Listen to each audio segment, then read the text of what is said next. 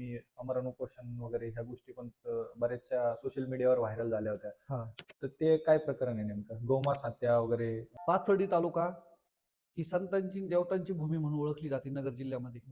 तिसगाव पासून मडी ही 5 ते 7 किलोमीटरच्या अंतरावर आहे. बरोबर. तिथून पुढं एक 10 किलोमीटर अंतरावर 10 ते 12 किलोमीटर अंतरावर मोठा देवी, वर त्याच्यावर एक 5 किलोमीटरवर मच्छिंद्रनाथांचं ठाण आहे, त्याच्या पश्चिमेला वृंदेश्वरांचं ठाण आहे. बरोबर. अशी एवढी मोठी देवता असताना पाथर्डी तालुक्यामध्ये कुठल्याही कत्तलखान्याला परवानगी नसताना तिथं आज राज रोज मध्ये प्रत्येकाच्या घरामध्ये गायी कापल्या जातात.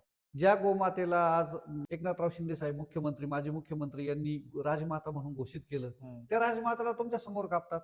हे आपले भडवे राजकारणी यांना पाठिंबा देतात. घरात गाय कापून तिथं मटणाच्या शेजारी व्हिडिओ पाहिले, मटणाच्या शेजारी मुलं झोपले, त्याच्यावर रग टाकले होते, म्हणजे आमची मुलं झोपलेली आहेत. ज्यावेळेस त्या पोलीस लेडीज कॉन्स्टेबल होत्या, त्यांनी ते रग काढल्यानंतर खूप भयानक परिस्थिती पाहिल्यानंतर मोठमोठ्या ओरडल्या होत्या. त्या एवढी भयानक परिस्थिती होती. आपले तिथले PI होते, पोलीस स्टेशनचे सगळे होते, व्हेरिफिकेशन केलं. पण तिथल्या राजकीय लोकांनी जिथं व्हेरिफिकेशन झालं ना, तिथं काहीच कारवाई केली नाही. अरे बाप. जे जुनं होतं ना, तिथं कारवाई केली. मग याला कारणीभूत कोण आहे?